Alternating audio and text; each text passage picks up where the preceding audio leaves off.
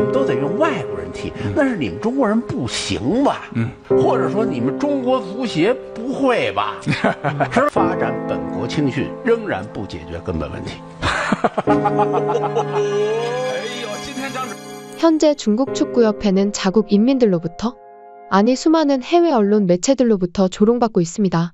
그 이유는 바로 지난 12일 중국 축구협회가 북중미 월드컵을 앞두고 남자 축구 대표팀의 최종 엔트리를 발표하며 시작되었습니다. 앞서 중국은 11명의 선수 중 4명이 귀화 선수들로 이루어졌던 중국인 없는 중국 축구 대표팀이었습니다. 하지만 결국 2022년 2월 중국은 귀화 선수가 대거 빠진 자리 박항서의 베트남을 상대로 충격의 3대1로 패배를 당하기도 했는데요. 우리로선 너무나도 당연한 결과였지만 그들은 예측하지 못했던 것일까요? 이에 중국 내부에서는 외국인 귀화 선수에 대한 회의론이 일며 이제라도 알아서 다행이었다는 반응을 보이며 중국 축구는 이제부터 무서운 발전을 이룰 것이다 부푼 기대감을 안고 있었습니다. 그러나 중국 축구협회가 북중미 월드컵의 남자 축구 대표팀 엔트리 최종 명단을 공개하자 이 모든 것들이 황당하다는 입장을 보이고 있습니다. 지난 12일 중국 축구협회는 2023 카타르 아시안컵 본선에 진출하기 위해 26명의 출전 명단을 공식 발표했는데요. 출전 명단에는 우레이, 리우양, 웨이스하오 등 익숙한 이름을 볼 수 있었습니다.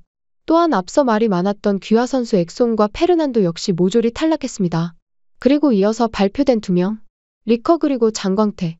해당 선수들의 명단은 수많은 해외 축구 팬들을 황당하게 만들기에 충분했는데요. 그도 그럴 것이 리커, 장광태는 귀화 선수.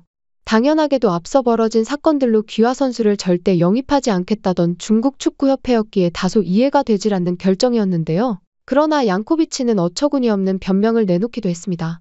그는 그들이 비록 귀화 선수이기는 하나 혈연 귀화이기에 전혀 문제가 없다. 며 눈 가리고 아웅하는 식으로 스스로의 귀화를 정당화시켜버린 것이었죠. 상황이 이렇게 흘러가니 중국 내부에서도 갑론을박이 펼쳐졌고 과거 중국의 한 유명 축구평론가의 중국 축구를 향한 발언이 재조명되기도 했는데요. 这届在有了规划球员之后，我们至少可以把这个12强赛的悬念保持到最后1、2轮。现在就已经0.0008%的这个可能性了啊！唯一的看头是大年初一晚上不要输越啊！哦，这个真的叫比烂了啊！人才断档这个呢，我还是有发言权的啊，因为我从80年开始就在搞青少年，对吧？就是从1990年，我当时在全国做了一次调查，足球24个足球重点城市，那么当时全中国常年踢球的青少年是多少人？每年那时候是2万人，1万人，1万人，1万人，只有1万人，24个足球重点，除了这个重点城市就没有别的地方开展足球了。全中国常年踢足球的孩子，据说是5000人。你不是在14亿人里找，对啊，你是在5000人里找，没错。这5000人还得分若干年龄段，没错。那你说你去跟人家踢，对吧？你基础就不行吗？那么现在说打泰国、打越南都困难了，越南也得有好几万人踢球啊，有那么多吗？我个人觉得啊，这个不解决足球人口的问题，中国足球永远没戏。是的，你看现在国家队能称上亚洲1流的球员，没有吗？吴磊算勉强算一个吧，可以是吧？哎，那其他的呢？2流。3流甚至，就我们在每一个位置上，在亚洲数前5个人，对单个位置上的前5的球员，我们11个位置进不去2个。日本有几个？韩国有几个？伊朗有几个？所以你要从根本上解决问题，必须是发展本土球员，没问题。对，但是从目前这个状态来说，你为了不打得太难看，不丢人，不什么不瞎踢，你是吧？弄一些来管用，解决一些眼前的问题。对。但是我就说，不要把希望就放在这儿，认为有了规划，那中国足球就又能怎么样了？对，又开始这个幻想了，哎，那就错了，是吧？规划只解决眼前的问题，而且咱说一个极端的例子，就算咱有钱。买了11个规划，组一个国家队您踢成亚洲冠军了，您有多光彩吗？人家老外人说了，这是我的心里的症结所在。中国足球怎么都得用外国人踢，那是你们中国人不行吧？或者说你们中国足协不会吧，是吧？或者说是在年级进校队了，一年级7岁啊，你校队怎么选出来的？对，对，是体育老师看这孩子个儿高，那孩子跑得快，那孩子壮，那孩子勇，他能出成绩，传了一支校队。对对对。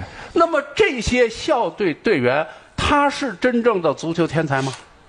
未准，未必。要按这个标准，梅西淘汰，拜拜；马拉多纳淘汰，哈维拜拜，淘汰。啊，对。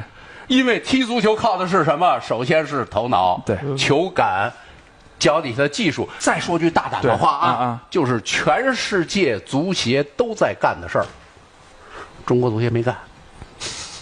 什么事儿？地方足协、乡、镇、县、地级市足协是吧？没有人管。地方的等级联赛，但是我要说，提醒各位，发展本国青训仍然不解决根本问题。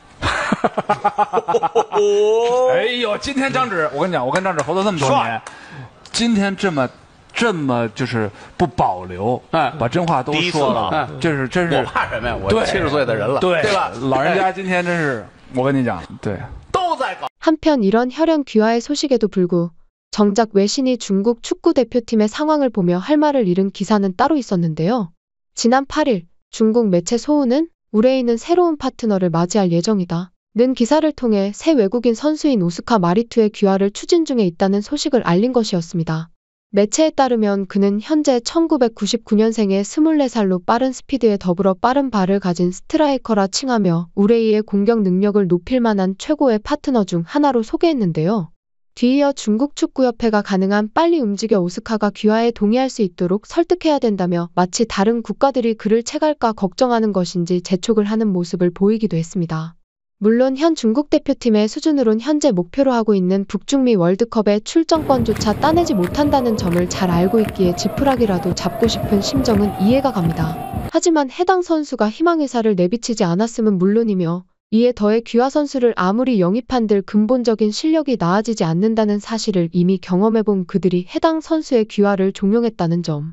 그리고 그들이 앞서 리커, 장광태를 귀화시킬 당시 해외 언론 매체들을 설득시키기 위해 언급한 비언련이 아니기에 괜찮다는 주장에 위배된다는 점을 고려해볼 때 앞뒤가 맞지 않는다는 것입니다. 뻔뻔스럽다는 말이 참으로 잘 어울리는 나라라고 볼 수밖에 없었습니다. 현재 중국 축구는 그들 스스로가 어디서부터 잘못된 것인지 파악조차 못하고 있습니다. 그렇기에 귀화 선수가 근본적인 문제를 해결해주지 못한다는 점을 잘 알면서도 그들을 기용할 수밖에 없는 처참한 상황에 놓여 있는 것으로 여겨지는데요. 하지만 이와 같이 현재의 상황을 덮어두고 그저 쉬쉬하며 무마하려는 태도는 결국 그들이 그토록 부러워하는 한국 축구의 발끝에도 미치지 못할 것이라는 점을 알려드리며 이만 영상 마치도록 하겠습니다. 덕분에 구독자 8만 명이 눈앞에 다가왔습니다. 정말 감사 인사드립니다. 다음 목표는 구독자 10만 명인데 도달할 수 있을지 확신은 없지만 열심히 해보도록 하겠습니다. 구독 한 번씩만 해주시면 채널 운영진의 입가에 미소가 번질 것 같습니다. 구독 정말 감사합니다.